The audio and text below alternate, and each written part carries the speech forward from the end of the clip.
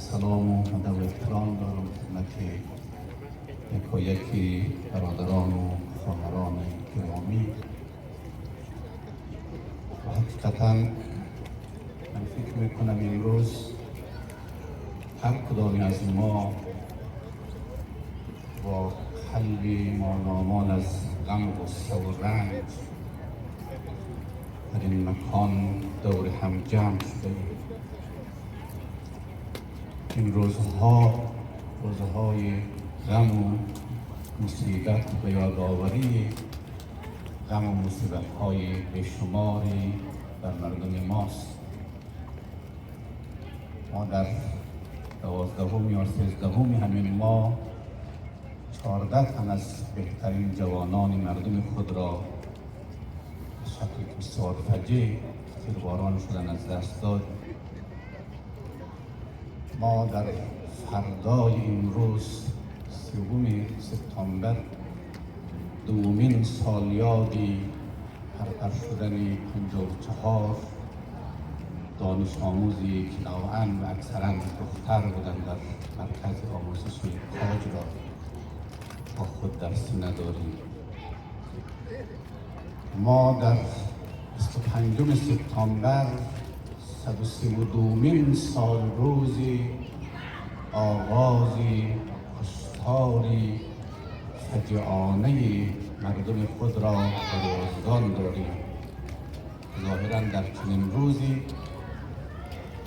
نیروهای عبدالرحمن به تمام معنا بر روزگان مسلط میشن و قتل عام هزارهای مظلوم بی‌دفاع را آغاز میکنند. تشکر میکنم از حضور شما و از آمدن شما و از خندانان و مقاله خوانان و شعرخوانان که مالی استفاده را بردیم. در این فرصت محدودی که در اختیار دارم میخواهیم به 3 پرسش خیلی کوتاه پاسخ بدم.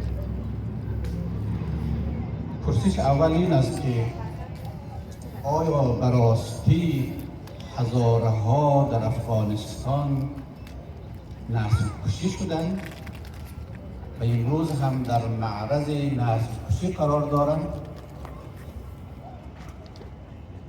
2 اگر چنین هست که هزارها نسل کشی شدند و نسل کشی می شوند، در این مدتی 132 سال چرا مردم ما، نخبگان جامعه ما و چرا دنیا در این 132 سال خاموش ماندند و این نسل کشی را به رسمیت نشناختند و چرا حتی امروز جلوی نسل کشی مردم ما را نمیگیرند؟ 3 اگر این نسل کشی ادامه دارد، امروز وظیفه مردم ما و جامعه ما چیست؟ ما چی کنیم که از این مصیبت نجات پیدا کنیم و بعد از این کسی هزار کشتن را برایش افتخار نکنه، برای هزار کشتن آستین بالا نزنه؟ در کنوانسیون پیشگیری و مجازات جنایات نسل کشی که در سال 1948 تصویب شده است، نسل کشی را تعریف کرده است، جنایت علیه بشریت را تعریف کرده است، جنایت جنگی را تعریف کرده است. در اساسنامه دادگاه جنایی بین المللی هم نسل کشی را تعریف کرده است. من کوتاه این نسل کشی را که در اساسنامه دادگاه جنایی بین المللی که در سال 1998 در روم تدوین و تصویب شد خدمت شما بخوانم و بعد ببینیم که آیا مطابق این تعریف نسل کشی مردم ما و هزارها در افغانستان نسل کشی شدن و نسل کشی می شوند یا خیر. در تعریفی که از نسل کشی در این 2 منبع ذکر شده به این شکل آمده است: نسل کشی عبارت است از ارتکاب هر یک از اعمال زیر و قصد نابود ساختن کل و یا بخش از یک گروه قومی، گروه ملی، نژادی و یا مذهبی. این موارد زیر 2 مورد 3 مورد را عرض میکنم. 1 الف کشتن اعضای آن گروه. 2 وارد آوردن صدمه شدید جسمی یا روانی به اعضای آن گروه. سوم، ایجاد شرایط دشوار زندگی برای یک گروه به قصد نابود ساختن کل و بخشی از آن و یک حرکت حساب شده و عمدی. با این تعریفی که از نسل کشی در این اساسنامه دادگاه جنایی بین المللی تعریف شده است، یک نگاه کوتاه به گذشته تاریخ مردم خود بیاندازیم. عزیزانی که پیش از من صحبت کردن به خوبی از دوران عبدالرحمن تا به امروز را به خوانش گرفتن. من فقط دو سه تا فتوا و دستور عبدالرحمن را برای شما با توجه به منبع سراج التواریخ میخوانم و بعد شما قضاوت بکنین که آیا مردم ما نسل کشی شدن یا نشده است.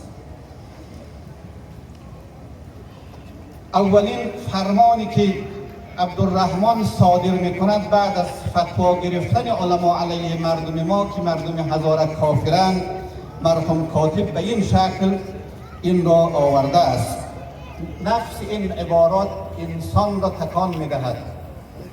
کاتب در سراج التواریخ این گونه می نویسد که حضرت والا و فتوای علمای ملت و فضلای پایه سریر سلطنت اشتهار کفر طوایف هزاره را صادر فرمود. از تمامت ملت افغانستان، عین عبارت کاتب در سراج است، از تمامت ملت افغانستان و ترکستان لشکر گسیل داشته از بن برداشتن بنیاد هزاره را همت گماشت. این تعبیر را شما دقت کنید، از بن برداشتن بنیاد هزاره را همت گذاشت. مطابق این دستوری که عبدالرحمن صادر میکند به نقل از سراج التواریخ 400,000 خانواده هزاره را نابود میکنند، یا به عبارت 62% از مردم هزاره را نابود میکنند. دومین فرمانی که عبدالرحمن صادر میکند اسیر و غنیمت گرفتن کسانی که هنوز زنده مانده بودند. اونهایی که از بین رفته بودند از بین رفته بودند، اما آنهایی که باقی مانده بودند اینها هم حق کسانی هست که در این جنگ شرکت کرده است. این عبارت کاتب به این شکل است. کاتب می نویسد همه را فرمان کرد، امیر عبدالرحمن همه را فرمان کرد که هر چند مرد و زن و پسر و دختر و مال و متاع آن قوم کافر را از راه غنیمت متصرف شوید. به قرار آیین دین مبین 5 که از آن را حق حضرت والا دانسته ارسال حضور بدارند و باقی را حق و حصه خود دانسته متصرف شوند. یعنی فرمان میدهند که از همه این کسانی که واقع ماندن هنوز زنده‌اند 5 حصه اینها مال خود امیر عبدالرحمن و بقیه‌اش سهم خود شما. که بعد در سراج التواریخ و در سایر منابع ذکر شده است کمتر خانه در آن زمان وجود داشت که کنیز و برده و غلامی از هزاره در خانه اونها حضور نداشته است. در همین مورد محمد حسن کارتر، نویسنده معروف افغانستان که در این اواخر از دنیا رفت، در کتاب دولت جامعه در افغانستان داستان جالب را نقل می کند. او حتی بیان می کند که عبدالرحمن برای فرزندان و بردگان و غلامان هزاره قیمت تعیین کرده بود. به این شکل او در این کتاب می نویسد که امیر 100 روپیه را برای برده جوان یا مرد یا زن هزاره، کسانی که بالای سن بالاتری دارند، اما 50 روپیه برای پسر یا دختر 12 ساله و 30 روپیه برای پسران زیر 12 سال تعیین کرد. حتی قیمت تعیین میکند که این کسانی را که بردگی میگیرند اینها با چه قیمتی باشد. بعد در ادامه میگوید که کار به اونجا رسید که آنقدر بردگان هزاره فراوان شدند که دیگر با چند پیسه در بازارها خرید و فروش میشد. و در ادامه ایشان میگوید وضعیت به اونجا ختم شد که انسان هزاره در افغانستان مانند حیوانات معامله میشد و با آنها برخورد میشد. و اینها متاسفانه وضعیت هزاره ها در اون دوره هست. دستور بعدی را که صادر میکند این است که میگوید برای کشتن حیوانات که از اینها باقی ماندند، برای اینکه دیگر اینها در افغانستان نتوانند زندگی بکنند و تخریب تمام خانه هایشان فرمان جداگانه صادر کرد. تا با جنگ هرچی تخریب شده است از بین رفته است درست در ادامه دستور میدهد که باید تمام حیوانات که از اینها احیانا باقی مانده، خانه هایی که از اینها باقی مانده باید آنها تخریب شود. و این وضعیتی است متاسفانه در دوران عبدالرحمن اتفاق افتاد. ما بعد از دوران عبدالرحمن از اوایل قرن 20 به بعد شما اگر تاریخ را ورق بزنید جز در برهه های اندک از تاریخ کشتار هزارها، شکنجه هزارها و دردداری هزارها ادامه پیدا می کند و مخصوصا کشتار فرهنگی و هویتی هزارها. تا ما در یک قرن بعد از این تاریخ در نیمه آخر قرن 20 دوباره ما شاهدی دردناک و تحولات عمیق در افغانستان هستیم که با قدرت رسیدن دور اول طالبان چه جنایت‌هایی در افغانستان صورت گرفت. همین بحث مزار شریف، کشتاری که در مزار شریف صورت گرفت، چه جنایت‌هایی که طالبان انجام دادند.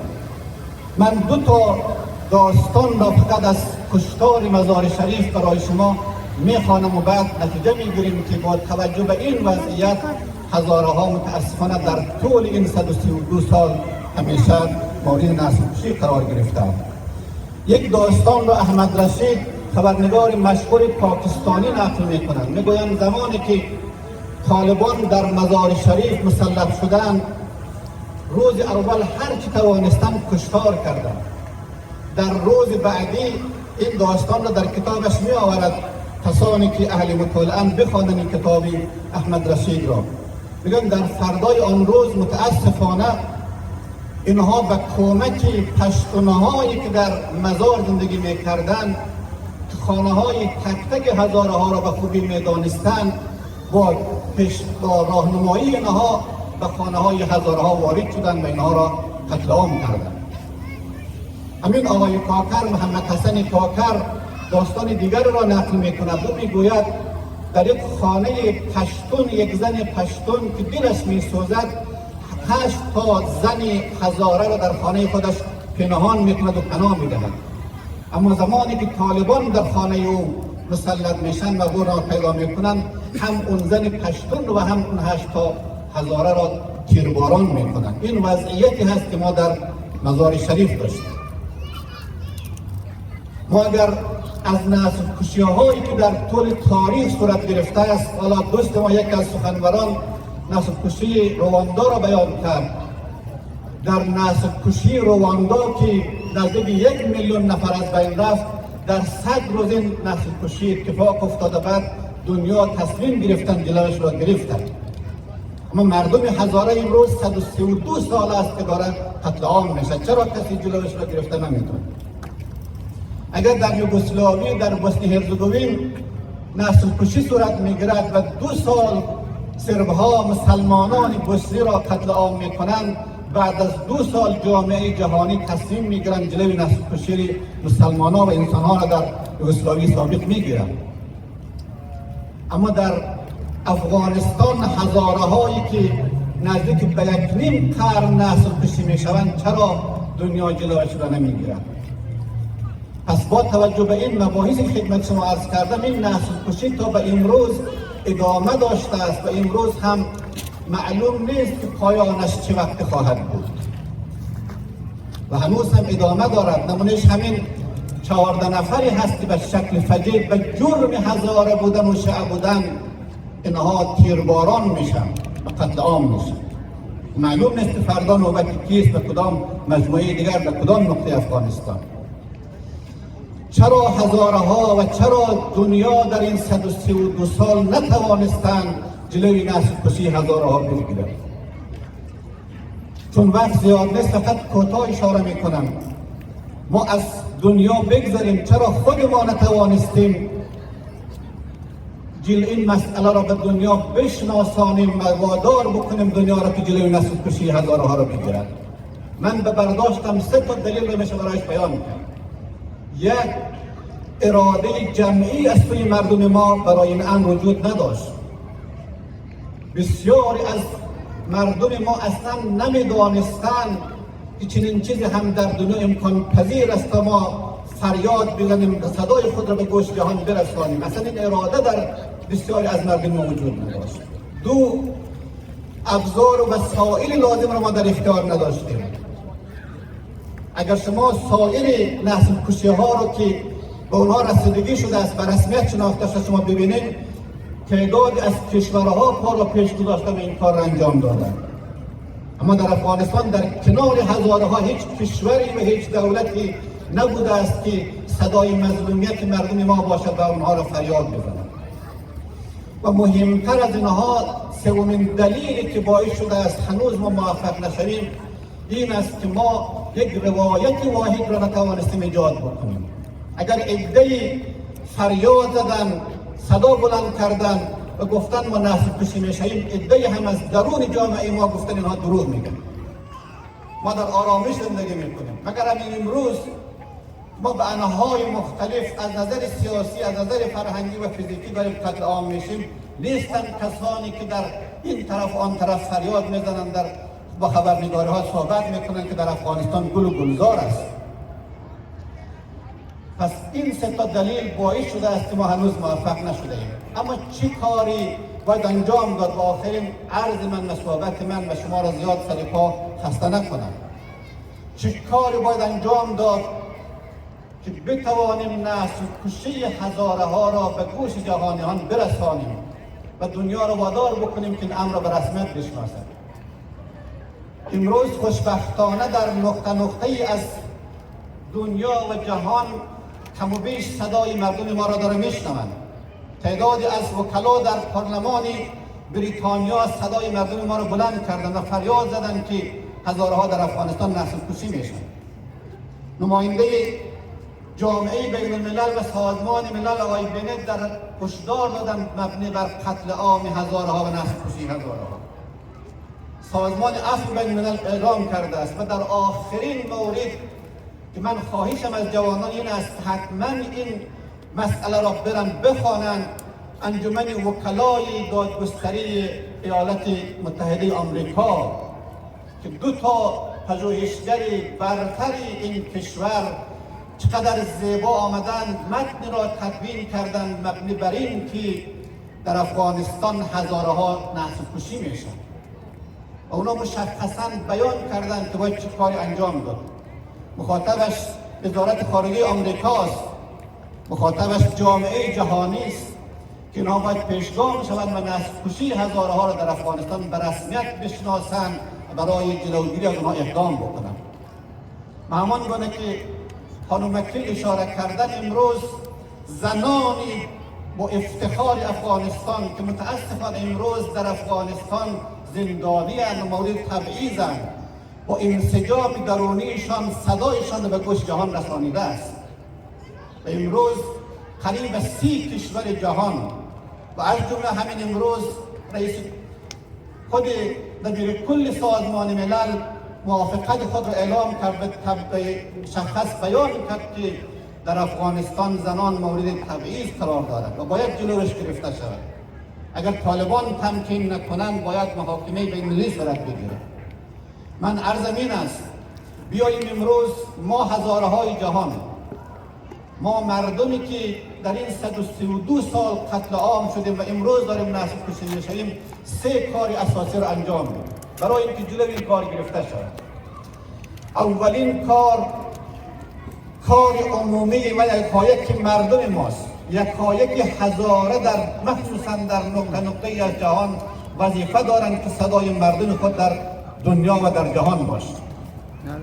من هم خیلی خوشحالم که امروز عزیزان اینجا آمدن و اما متاسفم که به جای که امروز هزاران نفر در اینجا شرکت میکنن ما در این حد در اینجا دور هم جمع شدیم. این وظیفه تک هر هزاره هست که باید صدای مردم خود را در دنیا بلند بکنند. 2 کاری تخصصی باید صورت بگیرد. 1، حقوقدانان مردم ما در هر نقطه از جهان قرار دارند یک شبکه گسترده را قرار و ایجاد بکنند و در این شبکه گسترده اینها تمام این کشتارهایی که در طول تاریخ صورت گرفته و امروز صورت میگیره اینها را مسترد بکنند. این وظیفه حقوقدانان ماست که اینا باید این کار انجام بدن. در کنارش خوشبختانه امروز ما وکلای مدافع توانمندی از مردم خود داریم و اینها هم در کنار این حقوقدانان متخصص وظیفه‌شان هست که در دادگاه‌های بین در نهادهای بین‌المللی این مسئله را مطرح بکنند و تا دنیا و جامعه جهانی و نهادهای بین‌المللی کشتار سیستماتیک هزارها و نسل‌کشی هزارها را به رسمیت بشناسند. با امید آن روزی که هیچ انسان مظلومی در جهان از بین نره، با امید آن روزی که هیچ انسانی به جرم انسان بودن، به جرم اینکه از فلان قوم، از فلان مذهب، پیرو فلان مذهب در هیچ جای از جهان از بین نره و کشته نشود. و السلام علیکم و رحمت الله و برکاته.